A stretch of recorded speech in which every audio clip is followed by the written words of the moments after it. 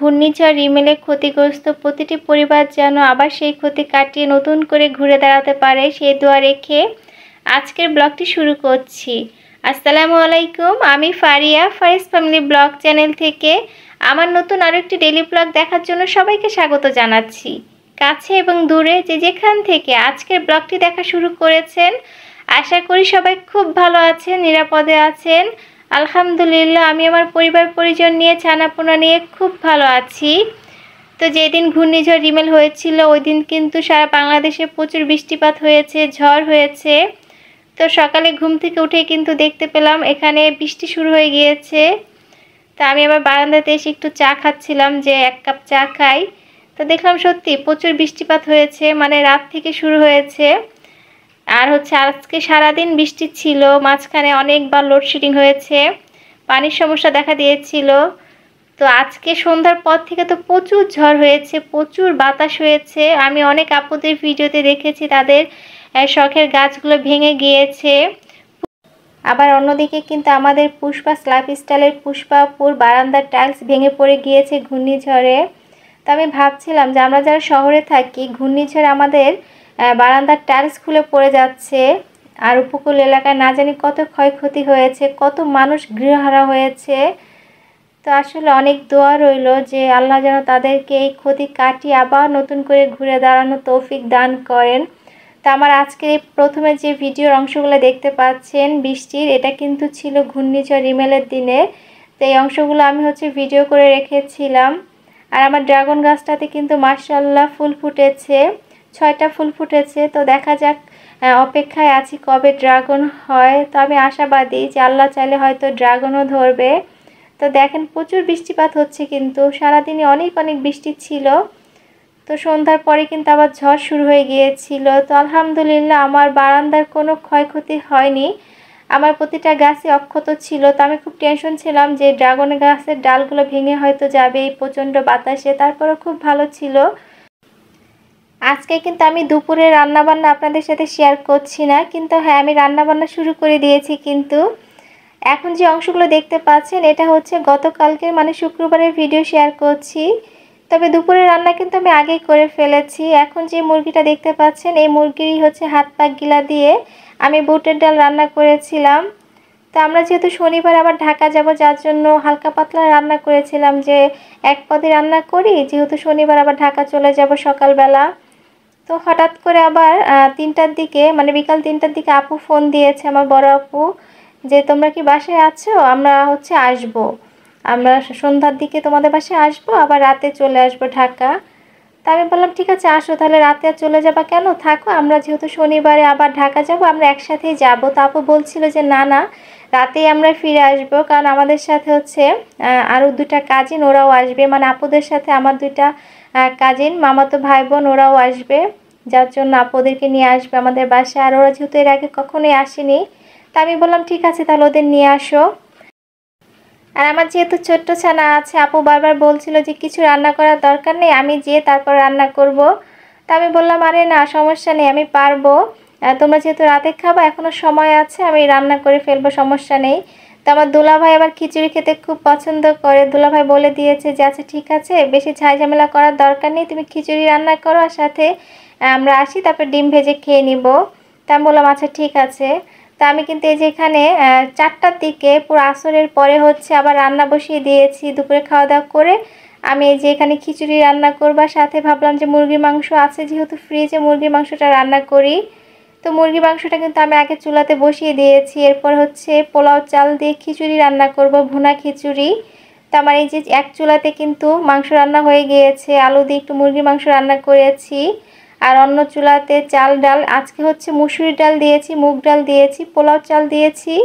আর খিচুড়িতে যে ময় মশলা লাগে আর কি, সব মশলা দিয়ে ভালো মতো চালটাকে আগে ভুনা করে নিব, তারপরে পরিমাণ মতো পানি দিয়ে রান্না করে নিব। আর সাথে সালাদ করেছিলাম। তো যা পেরেছি আর কি শর্ট টাইমের মধ্যে। তো তো আমার ছোট্ট ছানা কিন্তু প্রতিদিনই দুপুরে ঘুমায়, আজকে সে একদমই ঘুমায় নাই, আমার পিছে ঘুরঘুর করছিল। তো কান্নাকাটি করছিল, মাঝে মধ্যে একটু জ্বালাচ্ছিল আর কি, যেহেতু ওকে একটা ওয়াকার কিনে দেওয়া হয়েছে। তো ওয়াকার কিন্তু সে চেষ্টা করে হাঁটার জন্য, তো হাঁটতে পারে না সেইভাবে, কিন্তু ঠেলে ঠেলে দেখা যায় আমার পিছে পিছে ঘুরে বেড়ায় আর মা মা মা মা বলে। তো শুনতে ভালোই লাগে। তাকে কিন্তু আমার পিছনে রান্নাঘরে দাঁড় করিয়ে দিয়েছি যে বাবা তুমি এখানে দাঁড়াও, মামুনি একটু রান্না করে নিচ্ছি। আর আমার বড় ছানাকে বলেছি বাবা তুমি সব পানির বোতলগুলোকে ভরে ফেলো, ভরে ফ্রিজে রাখো, ঠান্ডা করার জন্য দাও।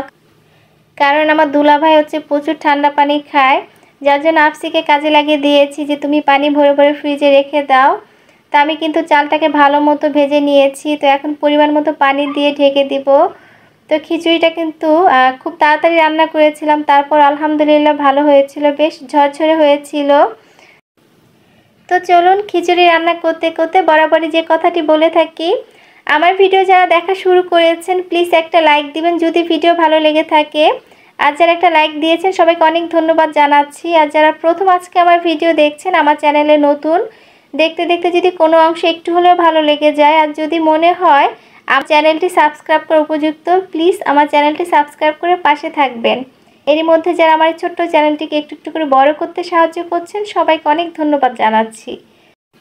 তো আমার খিচুড়ি রান্না করা কিন্তু হয়ে গিয়েছে, উপর দিয়ে একটু কাঁচামরিচ দিয়ে দিয়েছি আর সাথে একটু ঘি দিয়েছি যে খেতে ভালো লাগবে।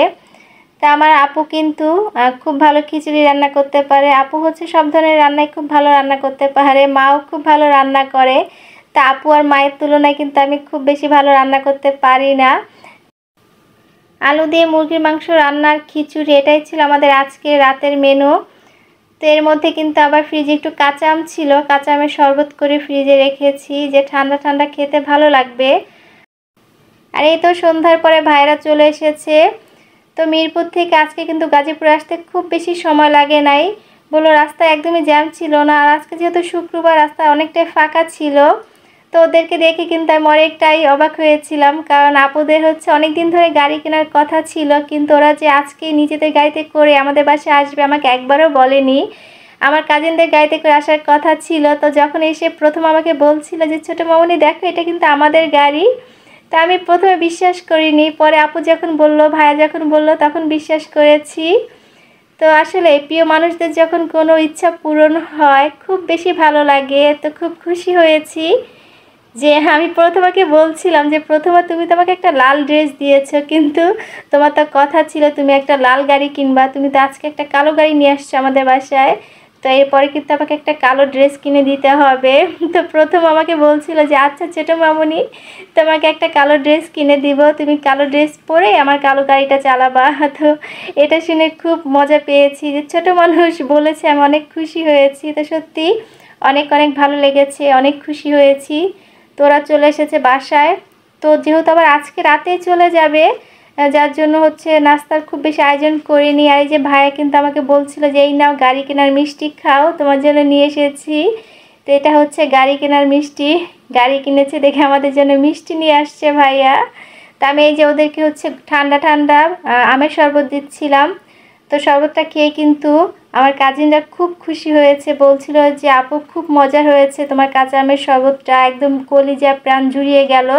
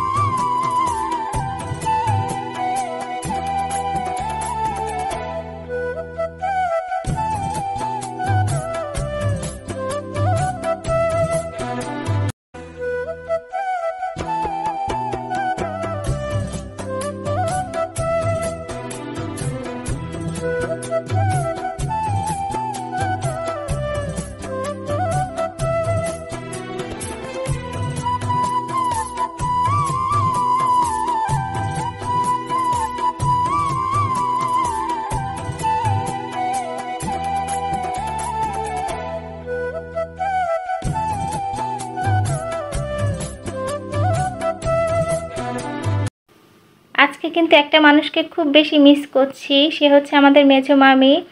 তো আমার কিন্তু মোট 6টা মামি, 6টা মামির মধ্যে কিন্তু মেজো মামি আমাদের খুব বেশি ভালোবাসতেন, সবাই খুব খোঁজ খবর রাখতেন।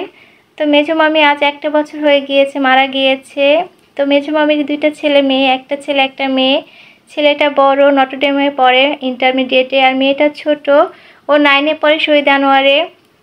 তো খুব খারাপ লেগেছিল আজকে, যে হয়তো আজকে মামি বেঁচে থাকলে মামি অবশ্যই আসতো ওদের সাথে। তো আমাদের চায়ের আড্ডায়, খিচুড়ির আড্ডায় কিন্তু মামিকে অনেক বেশি মিস করেছি। আমি কখনো মুখ ফুটে কিছু বলি না, কিন্তু যখন ওদের দেখেছিলাম না, মনে হচ্ছিল যে হ্যাঁ, এদের সাথে হয়তো আরেকটা মানুষ থাকলে অবশ্যই আজকে আসতো আমাদের বাসায়। তো সবাই আমার মামির জন্য দোয়া করবেন, আল্লাহ যেন তাকে ভেস্ত নসিব করে। তো আসলে ভালো মানুষগুলো দেখা যায় কি খুব তাড়াতাড়ি চলে যায়, খুব বেশি তাড়াতাড়ি চলে যায়। মামি যে খুব বেশি বয়স হয়েছিল সেটাও না। তো সবাই আমার এই কাজিন নিবি সানজিম ওদের জন্য দোয়া করবেন, কারণ মা ছাড়া দুনিয়াটাই অন্ধকার, তাই না? যাদের মা নাই তারা জানে যে আসলে মা ছাড়া থাকাটা কতটা কষ্টে। আর ওরা তো ছোট, খুব বেশি বয়স হয়েছে তাও না। তো এই সময়টাতে কিন্তু ওদের মাটা পাশে থাকাটা খুব দরকার ছিল, কিন্তু হয়তো আল্লাহ চায়নি। তো আমাদের তো এখনও মা আব্বা আলহামদুলিল্লাহ বেঁচে আছে। তারপর যখন ভাবি যে যখন মা আব্বা থাকবে না, মানে ভাবলেই না মানে বুকের ভিতরটা কেঁপে ওঠে। আর ওরা আজকে 1 বছর হয়ে গিয়েছে মা ছাড়া। তো খারাপ লাগে ওদের জন্য আসলে।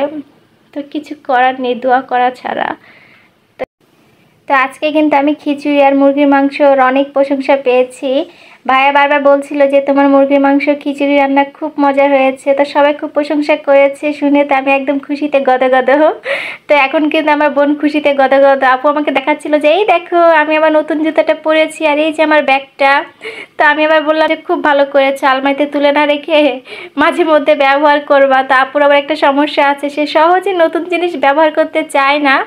তো ও তো এটা ইন্ডিয়া থেকে নিয়ে আসছে শপিং করে, আমাকেও দিয়েছিল এরকম একজোড়া জুতা। তো আমাকে বারবার বলছিল আমি এটা সহজে পরবো না, তুলে রাখবো। তা আমি আপুকে রাগ করে বলছিলাম যে কেন তুলে রাখবা, নতুন জিনিস তো ব্যবহার করতে হয়, কেন ব্যবহার করবা না? তো আবার যখন আমাদের বাসায় যাবা অবশ্যই নতুন এগুলো পরে যাবা, তুলে রাখবা তুমি কার জন্য? তো আপু আজকে পরে এসেছে বলে আমাকে দেখাচ্ছিল। তো যাই হোক, এতক্ষণ অনেক ধৈর্য নিয়ে আমার পুরো ভিডিওটি দেখার জন্য সবাইকে অনেক ধন্যবাদ জানাচ্ছি। ফারিয়াস ফ্যামিলি ব্লগ চ্যানেল থেকে আমি ফারিয়া আমার নতুন আরেকটি ডেইলি ব্লগ দেখার আমন্ত্রণ জানিয়ে বিদায় নিচ্ছি। সেই পর্যন্ত সবাই অনেক ভালো থাকবেন, নিরাপদে থাকবেন। আল্লাহ হাফেজ, আসসালামু আলাইকুম।